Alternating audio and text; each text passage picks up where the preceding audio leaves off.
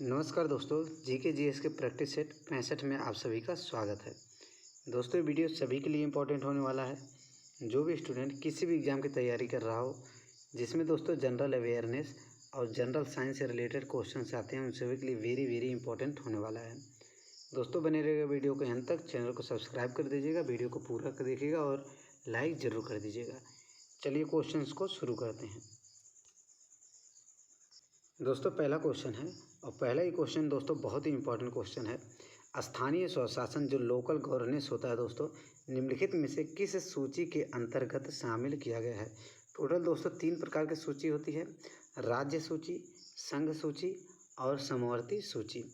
राज्य सूची याद रखें दोस्तों, राज्य सूची, समवर्ती सूची और संघ सूची याद रखिएगा। तो स्थानीय स्वशासन निम्न में से किस सूची के अंतर्गत शामिल किया गया है। तो इसका आंसर हो जाएगा दोस्तों, ये राज्य सूची का विषय है। ऑप्शन नंबर 3 से हो जाएगा दोस्तों, राज्य सूची के अंतर्गत इसको शामिल किया गया है। दोस्तों, अगर पूछे स्थानीय स्वशासन किस अनुसूची में दिया गया है, तो अनुसूची की बात करें दोस्तों, अनुसूची की बात करें तो अनुसूची 7वीं में दिया गया है, याद रखिएगा। अनुसूची 7वीं में दिया गया है, ये भी याद रखिएगा। अगला क्वेश्चन है दोस्तों, निम्न में से क्या एक असुमेलित है। दोस्तों, निम्न में से क्या असुमेलित है, असुमेलित को पहचानिए। इंपॉर्टेंट क्वेश्चन है दोस्तों। जैसे एपिको आंदोलन से रिलेटेड व्यक्ति को पूछा अगर दोस्तों, तो पी हेगड़े थे। एपिको आंदोलन किसने शुरुआत किया था? पी हेगड़े ने। चिपको आंदोलन दोस्तों, ये हो जाएंगे सुंदरलाल बहुगुणा। इसके जनक कौन है चिपको आंदोलन के? सुंदरलाल बहुगुणा, याद रखिएगा, सुंदरलाल बहुगुणा। नर्मदा बचाओ आंदोलन, ये हो जाएंगे मेधा पाटकर, ये भी बिल्कुल सही है। शांत घाटी आंदोलन बाबा आमटे, ये दोस्तों क्वेश्चन ये गलत मैच है। तो असम्मिलित पूछा है दोस्तों, तो चौथा नंबर इसका बिल्कुल सही हो जाएगा। चौथा नंबर बिल्कुल इसका सही हो जाएगा। दोस्तों, अगर बात करें तो शांत घाटी परियोजना, तो शांत घाटी परियोजना किसके द्वारा होता है दोस्तों? तो ये हो जाएंगे सुगथा कुमारी, सुगथा कुमारी, याद रखिएगा, सुगथा कुमारी। बाबा आमटे किससे रिलेटेड है दोस्तों? तो वन्य जीव संरक्षण से, वन्य जीव संरक्षण से, याद रखिएगा, वन्य जीव संरक्षण से बाबा आमटे संबंधित है दोस्तों। एपिको आंदोलन से पूजा हेगड़े या फिर पी हेगड़े। चिपको आंदोलन से सुंदरलाल बहुगुणा, याद रखिएगा। नर्मदा आंदोलन से मेधा पाटकर। और दोस्तों शांत घाटी आंदोलन से हो जाएंगे सुगधा, गय है दोस्तों, ये गय, सुगधा कुमारी। बहुत ही इंपॉर्टेंट क्वेश्चन बनता है दोस्तों यहाँ से। अगला क्वेश्चन है, भारत के आज़ादी के समय ब्रिटेन के प्रधानमंत्री कौन थे। ये दोस्तों SSC CHSL में 2019 में ये क्वेश्चन पूछा गया था, 2019 में। और उसके बाद दोस्तों 2020 में भी SSC MTS में यह क्वेश्चन आया था। दोस्तों पूछा गया है, आज़ादी के समय ब्रिटेन के प्रधानमंत्री कौन थे। बहुत ही इंपॉर्टेंट दोस्तों है। तो आज़ादी के समय की बात किया गया है तो ये जाएंगे क्लेमेंट एटली। ऑप्शन नंबर 1 सही हो जाएगा दोस्तों, क्लेमेंट एटली, क्लेमेंट एटली। ऑप्शन नंबर 1 सही हो जाएगा, क्लेमेंट एटली थे भारत के आज़ादी के समय ब्रिटेन के प्रधानमंत्री। दोस्तों विंस्टन चर्चिल की बात करें, विंस्टन चर्चिल थे द्वितीय विश्व युद्ध के समय, द्वितीय विश्व युद्ध के समय थे दोस्तों ब्रिटेन के प्रधानमंत्री विंस्टन चर्चिल, याद रखिएगा।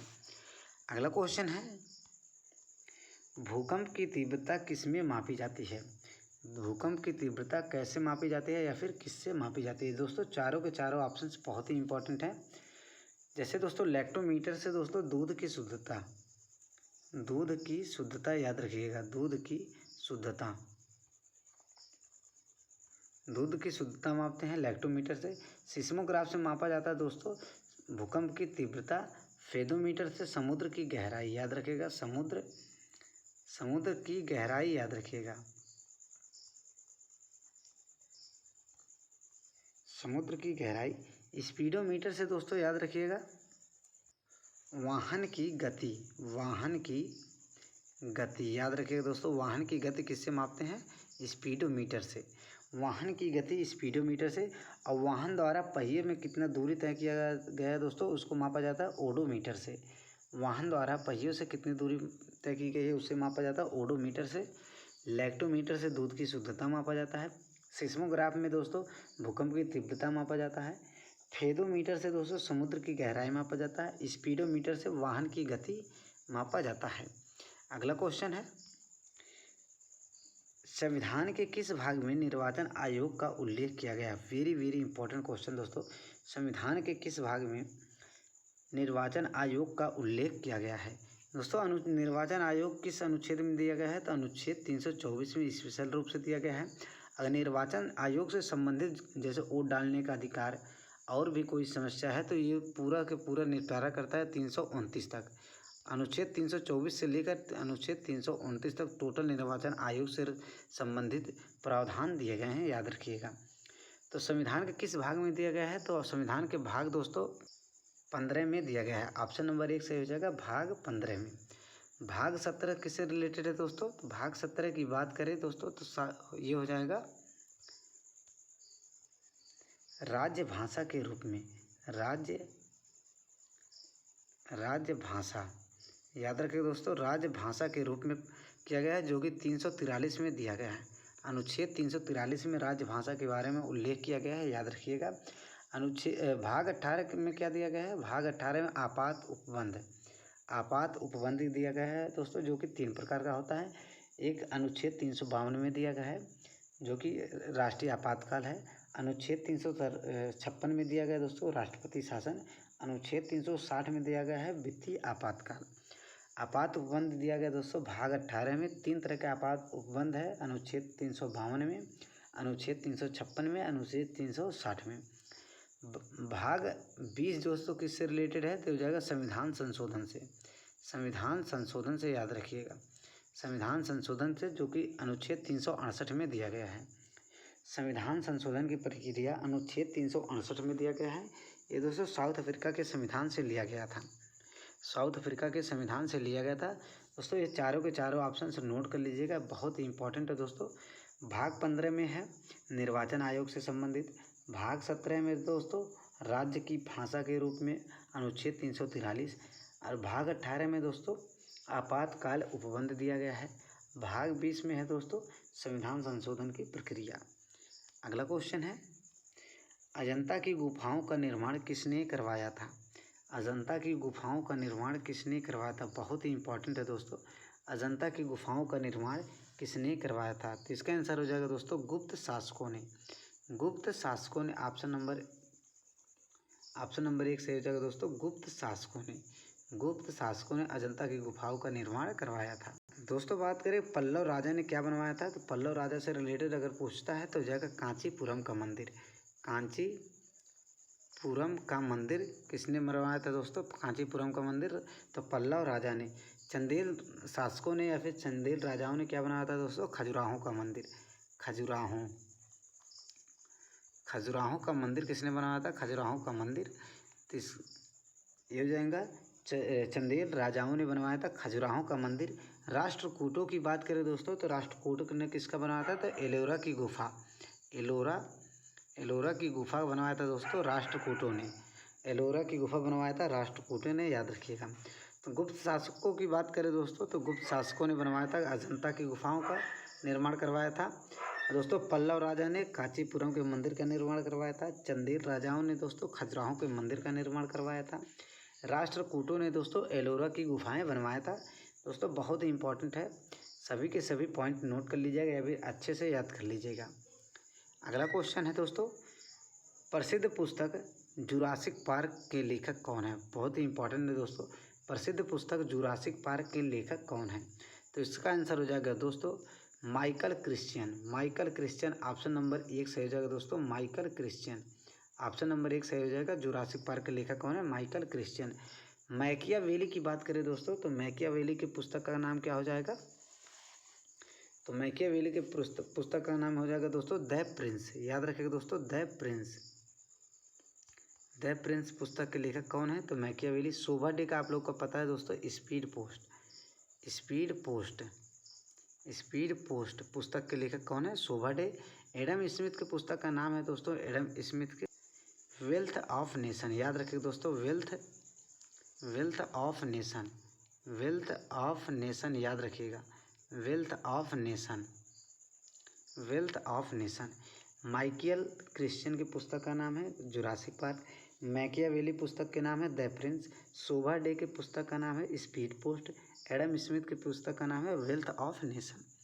अगला क्वेश्चन है, आगरा के किले में दीवाने खास का निर्माण किसने करवाया था? आगरा के किले में दीवाने खास का निर्माण किसने करवाया था? तो इसका आंसर हो जाएगा दोस्तों शाहजहां ने। ऑप्शन नंबर 2 सही हो जाएगा शाहजहां ने। ऑप्शन नंबर 2 सही हो जाएगा शाहजहां ने।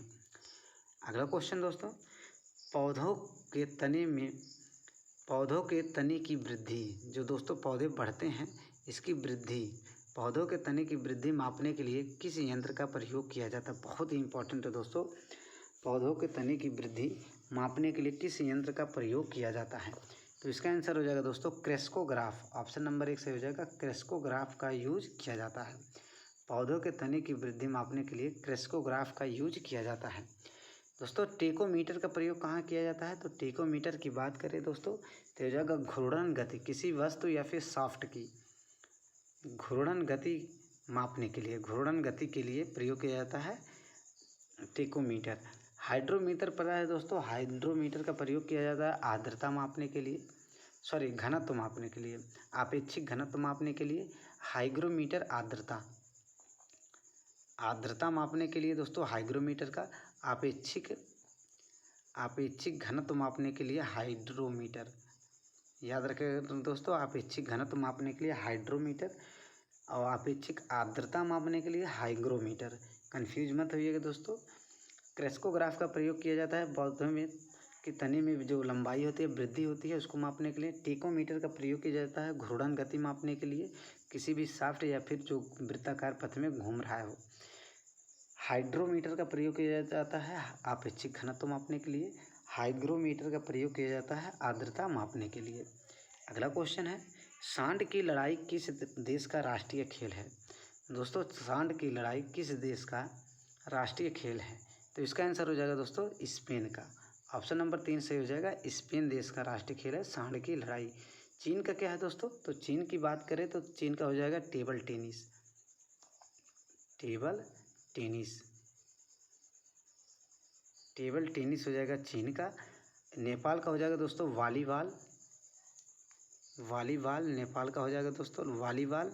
अब ब्राज़ील का क्या हो जाएगा दोस्तों? तो ब्राज़ील की बात करें तो हो जाएगा फुटबॉल, ब्राज़ील का हो जाएगा दोस्तों फुटबॉल, याद रखिएगा ब्राज़ील का हो जाएगा फुटबॉल। चीन का हो जाएगा टेबल टेनिस, नेपाल का हो जाएगा वॉलीबॉल, स्पेन का हो जाएगा दोस्तों सांड की लड़ाई और ब्राज़ील का हो जाएगा फुटबॉल, याद रखिएगा। अगला क्वेश्चन, विश्व जल दिवस किस दिन मनाया जाता है? आसान क्वेश्चन है दोस्तों। तो विश्व जल दिवस हो जाता है 22 मार्च को। विश्व जल दिवस 22 मार्च को मनाया जाता है। 22 अप्रैल को विश्व पृथ्वी दिवस, विश्व पृथ्वी दिवस याद रखिएगा, विश्व पृथ्वी दिवस, विश्व पृथ्वी दिवस याद रखिएगा। अगला क्वेश्चन, निम्न में से किस नदी का उद्गम स्थल सप्तकोशिकी नेपाल में है? बहुत ही इंपॉर्टेंट क्वेश्चन है दोस्तों। निम्न में से किस नदी का उद्गम स्थल सप्तकोशिकी नेपाल में है? दोस्तों इसका क्वेश्चन में ही इसका आंसर है, तो ये कोसी नदी है जो दोस्तों जो कि काफ़ी बाढ़ लेकर आती है नेपाल में, तो इसका आंसर हो जाएगा कोसी नदी। इसके वजह से दोस्तों बिहार में, बिहार का शोक भी कोसी नदी को कहा जाता है, बिहार का शोक भी इसको कहा जाता है, बिहार का शोक, बिहार का शोक कहा जाता है दोस्तों कोसी नदी को, याद रखिएगा। गंडक भी दोस्तों नेपाल से निकलती है, गंडक नेपाल से निकलती है, याद रखिए। सोन नदी कहाँ से निकलती है? तो सोन नदी की बात करें दोस्तों तो जगह अमरकंटक पहाड़ी से, सोन नदी अमरकंटक पहाड़ी से निकलती है। ताप्ती नदी मध्य प्रदेश से निकलती है, मध्य प्रदेश से ताप्ती नदी। सोन नदी दोस्तों अमरकंटक की पहाड़ी से, अमरकंटक की पहाड़ी से, याद रखिएगा। अगला क्वेश्चन है, वृक्क या किडनी का भार लगभग होता है? वृक्क या जिसे किडनी बोलता है दोस्तों, ये इसका भार लगभग कितना होता है? तो इसका आंसर हो जाएगा लगभग 150 ग्राम। ये दोस्तों एक वयस्क मनुष्य के बात किया गया है, वयस्क मनुष्य के भार का वजन किया गया, लगभग 150 ग्राम होता है। 350 ग्राम की बात करें हो जाएगा दोस्तों मानव दिल, दिल का वजन होता है दोस्तों, ये होता है 1400 ग्राम लगभग होता है मस्तिष्क का वजन। मस्तिष्क का वजन होता है लगभग 1400 ग्राम। 1450 भी मिलेगा, ये भी सही हो जाएगा। लगभग वयस्क मनुष्य का होता है 1336 ग्राम ऑन एवरेज होता है, 1336 ग्राम एवरेज होता है, औसतन होता है। अगला क्वेश्चन, पत्तियों में पीला रंग किसके कारण होता है? पत्तियों में, पेड़ पौधों की पत्तियों में पीला रंग किसके कारण होता है?